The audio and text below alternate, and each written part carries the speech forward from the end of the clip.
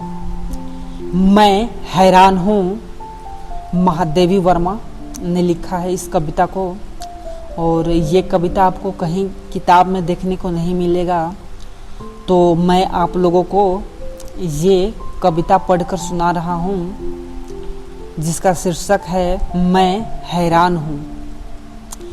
इतिहास में छिपाई गई इस कविता का मैं हैरान हूँ।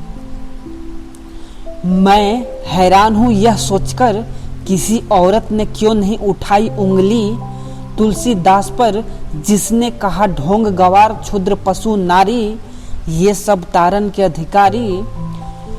मैं हैरान हूँ यह सोचकर किसी औरत ने क्यों नहीं उठाई उंगली तुलसीदास पर, जिसने कहा ढोंग गवार क्षुद्र पशु नारी ये सब तारन के अधिकारी। मैं हैरान हूँ किसी औरत ने क्यों नहीं जलाई मनु स्मृति, जिसने पहनाई उन्हें गुलामी की बेड़ियाँ। मैं हैरान हूँ किसी औरत ने क्यों नहीं जलाई मनु स्मृति, जिसने पहनाई उन्हें गुलामी की बेड़ियाँ। मैं हैरान हूँ किसी औरत ने क्यों नहीं धिकारा उस राम को, जिसने गर्भवती पत्नी को सीता को परीक्षा के बाद भी निकाल दिया घर से बाहर धक्के मारकर। मैं हैरान हूँ किसी औरत ने क्यों नहीं धिकारा उस राम को, जिसने गर्भवती पत्नी सीता को परीक्षा के बाद निकाल दिया घर से बाहर धक्के मारकर। किसी औरत ने लानत नहीं भेजी उस सबको, जिसने औरत को समझकर वस्तु लगा दिया था दाव पर।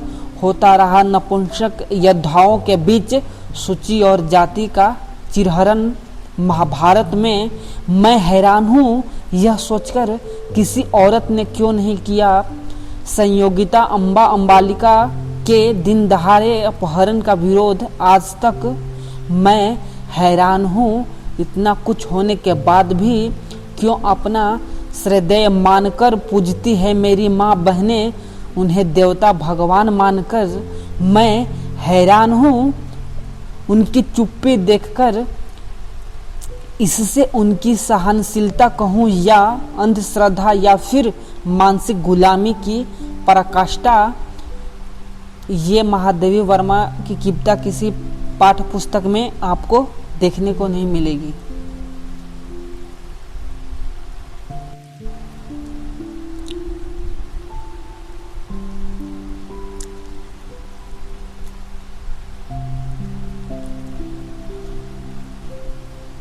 मेरे हिस्से में कुछ बचा ही नहीं, जिंदगी से बड़ी कोई सजा ही नहीं, जिंदगी से बड़ी कोई सजा ही नहीं, और क्या जुर्म है पता ही नहीं। इतने हिस्सों में बट गया हूँ मैं, इतने हिस्सों में बट गया हूँ मैं, मेरे हिस्से में कुछ बचा ही नहीं, मेरे हिस्से में कुछ बचा ही नहीं। सच घटे या बढ़े तो सच न रहे, सच घटे या बढ़े तो सच न रहे, झूठ की कोई इंतहा ही नहीं, झूठ की कोई इंतहा ही नहीं।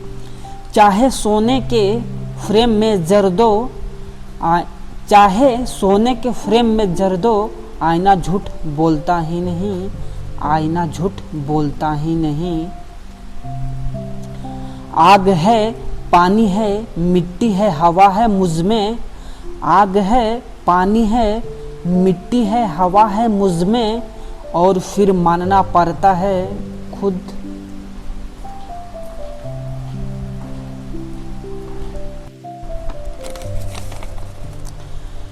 चाय सिर्फ चाय नहीं होती, जब कोई पूछता है चाय पियोगे क्या, जब कोई पूछता है चाय पियोगे क्या, तो वो ये नहीं पूछता तुमसे चीनी और चाय पत्ती को उबाल कर के बनी हुई एक कप चाय के लिए, वो ये नहीं पूछता तुमसे चीनी और चाय पत्ती को उबाल कर के बनी हुई एक कप चाय के लिए, वो पूछता है क्या आप बांटना चाहेंगे कुछ चीनी सी मीठी यादें, कुछ चायपत्ती सी कड़वी दुख भरी बातें?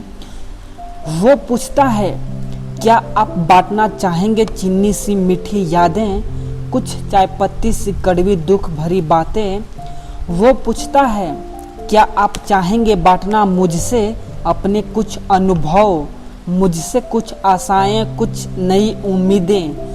वो पूछता है, क्या आप चाहेंगे बांटना मुझसे अपने कुछ अनुभव, मुझसे कुछ आशाएं, कुछ नई उम्मीदें? उस एक कप प्याली चाय के लिए साथ वो बांटना चाहता है अपनी ज़िंदगी के वो पल तुझसे जो अनकही है अब तक। दोस्तों, जब अनसुनी है अब तक, उस एक प्याली चाय के साथ वो बांटना चाहता है अपनी ज़िंदगी के वो पल तुझसे जो अनकही है अब तक, दास्तां जो अनसुनी है अब तक। वो कहना चाहता है तुझसे तमाम किस्से जो सुना नहीं पाया अपनों को कभी। वो कहना चाहता है तुझसे तमाम किस्से जो सुना नहीं पाया अपनों को कभी।